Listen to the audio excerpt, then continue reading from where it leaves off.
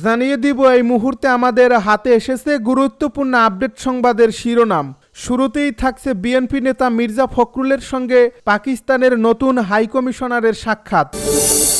আরও জানাবো জাতীয় পার্টির অফিস ভাঙচুর নিয়ে যা বলল বিএনপি।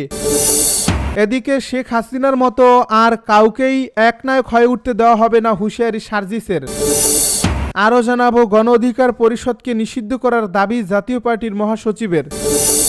সব শেষে জানিয়ে দিব ভেনেজুয়েলার সঙ্গে উত্তেজনা চরমে, F-35 যুদ্ধবিমান মোতায়েনের নির্দেশ ডোনাল্ড ট্রাম্পের। এতক্ষণ শুনছিলেন হাতে থাকা আপডেট সংবাদের শিরোনাম, এবারে বিস্তারিত। তবে তার আগে অনুরোধ রইল ভিডিওটিতে একটি লাইক এবং কমেন্ট করে জানিয়ে দিন ভিডিও সম্পর্কে আপনার মূল্যবান মতামত। আরও জানিয়ে দিন ভিডিওটি কোথা থেকে দেখছেন বা কোন জেলা থেকে দেখছেন।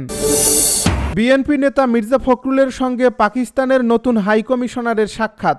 বিএনপির মহাসচিব মির্জা ফখরুল ইসলাম আলমগীরের সঙ্গে সাক্ষাৎ করেছেন ঢাকায় নিয়োজিত পাকিস্তানের নতুন হাইকমিশনার ইমরান হায়দার। শনিবার বেলা 10:30 রাজধানীর গুলশানে বিএনপির চেয়ারপারসনের কার্যালয়ে বৈঠক অনুষ্ঠিত হয়। এ সময় বিএনপির স্থায়ী কমিটি ও chairperson foreign affairs advisory committee সদস্য আমির খসরু মাহমুদ চৌধুরী, বিএনপির সাংগঠনিক সম্পাদক ও চেয়ারপারসন পররাষ্ট্র নীতি বিষয়ক বিশেষ সহযোগী উপদেষ্টা কমিটি সদস্য শামা ওবায়েদ। এ সময় বিএনপির স্থায়ী কমিটির ও চেয়ারপারসনের ফরেন অ্যাফেয়ার্স অ্যাডভাইজারি কমিটির সদস্য ডক্টর আবদুল্লাহ মুইন খান, আমির খসরু মাহমুদ চৌধুরী এবং বিএনপির সাংগঠনিক সম্পাদক ও চেয়ারপারসনের পররাষ্ট্র মন্ত্রণালয় বিষয়ক বিশেষ সহযোগী উপদেষ্টা কমিটির সদস্য শামা ওবায়েদ উপস্থিত ছিলেন। এর আগে সোমবার বাংলাদেশ জাতীয়তাবাদী দল বিএনপি মহাসচিব মির্জা ফখরুল ইসলাম আলমগীরের নেতৃত্বে একটি প্রতিনিধি দলের সঙ্গে বৈঠক করেছেন বাংলাদেশে নিয়োজিত ব্রিটিশ হাইকমিশনারের সারা কুক। জাতীয় পার্টির অফিসে ভাঙচুর নিয়ে যা বলল বিএনপি। জাতীয় পার্টির কাকরাইলের কেন্দ্রীয় কার্যালয়ে হামলা ও ভাঙচুরের ঘটনায় গভীর উদ্বেগ প্রকাশ করে নিন্দা জানিয়েছে বিএনপি। আজ শনিবার বিএনপির এক বিবৃতিতে বলা হয়, জাতীয় পার্টির কার্যালয়ে এহেন হামলা ও অগ্নিসংযোগের ঘটনা জুলাই গণ অভ্যুত্থানের পরে গণতান্ত্রিক রাষ্ট্র ও সমাজ বিনির্মাণের প্রত্যাশা পূরণে জনমনে বিভ্রান্তি ও হতাশা সৃষ্টি করবে। এই বিবৃতিতে আরও বলা হয়, এটি গণতন্ত্র ও জুলাই চেতনার সঙ্গে সাংঘর্ষিক।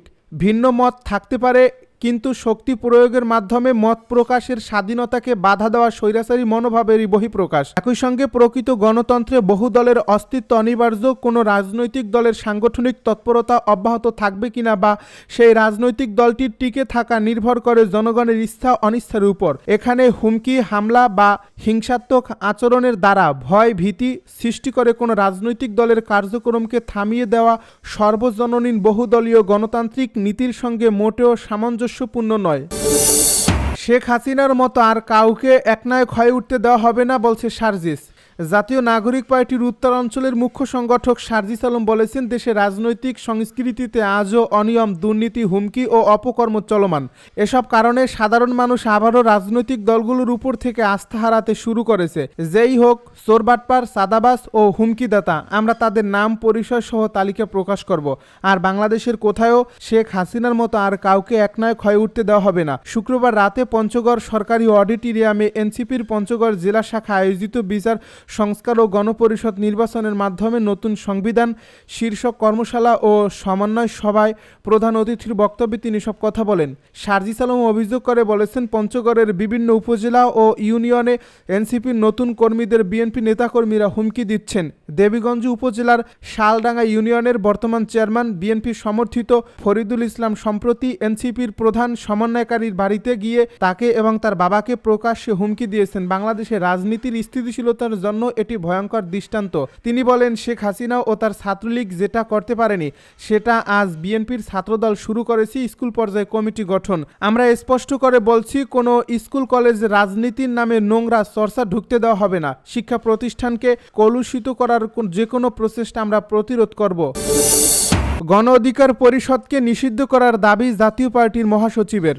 গণ অধিকার পরিষদকে সন্ত্রাস বিরোধী আইনে নিষিদ্ধ করার দাবি জানিয়েছেন জাতীয় পার্টির মহাসচিব শামীম হায়দার পাটোয়ারি। তিনি বলেন, যারা রাজনৈতিক কার্যালয়ে আগুন দেওয়ার কর্মসূচি দেয় তারা রাজনৈতিক দল নয়, তারা সন্ত্রাসী সংগঠন। শুক্রবার রাতে রাজধানীর কাকরাইলের জাতীয় পার্টির কেন্দ্রীয় কার্যালয়ে সাংবাদিকদের সঙ্গে আলাপকালে এই দাবি জানান তিনি।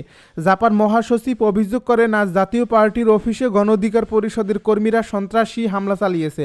তারা আগুন দেওয়ার মতো অপরাধের সঙ্গে জড়িত, এর দায় তারা এড়াতে এড়াতে পারে না। তিনি আরও বলেন, আমরা সরকারের কাছে জোর দাবি জানাচ্ছি গণ অধিকার পরিষদকে আরপিও আইনের অধীনে এবং সন্ত্রাস বিরোধী আইনে নিষিদ্ধ করা হোক। শামীম হায়দার পাটোয়ারি বলেন, রাষ্ট্র যদি আইন ও ন্যায়ের ভিত্তিতে চলে তাহলে এই সন্ত্রাসীদের 24 ঘন্টার মধ্যে গ্রেপ্তার করতে হবে। এই হামলার দায় সরকার এড়াতে পারে না। তিনি আরও অভিযোগ করেন, যারা গণতন্ত্র ও শান্তিপূর্ণ রাজনীতির কথা বলছে তাদের হুমকি দেওয়া হচ্ছে, অথচ যারা মব তৈরি করে সহিংসতা চালাচ্ছে তাদের বিরুদ্ধে কোনো ব্যবস্থা নেওয়া হচ্ছে না। এভাবে দেশ চলতে পারে না। ভেনেজুয়েলার সঙ্গে উত্তেজনা চরমে, F-35 যুদ্ধবিমান মোতায়েনের নির্দেশ ডোনাল্ড ট্রাম্পের। ভেনেজুয়েলার সঙ্গে যুক্তরাষ্ট্রের উত্তেজনা চরম মাত্রায় পৌঁছেছে। পরপর দুটি ঘটনার পর আগুনের উত্তাপ আরও বাড়ালেন মার্কিন প্রেসিডেন্ট ডোনাল্ড ট্রাম্প। ভেনেজুয়েলা আক্রমণে সক্ষম এমন ঘাঁটিতে F-35 যুদ্ধবিমান মোতায়েনের নির্দেশ দিয়েছেন তিনি। সংবাদ সংস্থাগুলোর তথ্য বলছে, ভেনেজুয়েলার ভেতরে সক্রিয় মাদক কার্টেলদের বিরুদ্ধে হামলার পরিকল্পনা বিবেচনা করা হচ্ছে। এর প্রস্তুতির অংশ হিসেবে ডোনাল্ড ট্রাম্প পুয়ের্তো রিকোতে F-35 স্টিল যুদ্ধবিমান মোতায়েনের নির্দেশ দিয়েছেন। মার্কিন সূত্র শুক্রবার সংবাদ সংস্থাগুলোকে জানিয়েছে, ওয়াশিংটন কর্তৃক মাদক সন্ত্রাসী সংগঠন হিসেবে চিহ্নিত ল্যাটিন আমেরিকান মাদক কার্টেলদের বিরুদ্ধে অভিযানের অংশ হিসেবে পুয়ের্তো রিকোর একটি বিমান ঘাঁটিতে 10টি উন্নত যুদ্ধ বিমান পাঠানো হচ্ছে। আমেরিকান সম্প্রচারক CNN একাধিক সূত্রের বরাত দিয়ে শুক্রবার জানিয়েছে, ডোনাল্ড ট্রাম্প প্রশাসন ভেনেজুয়েলার ভেতরে মাদক পাচারকারী গোষ্ঠীগুলোর উপর হামলার কথা বিবেচনা করছে।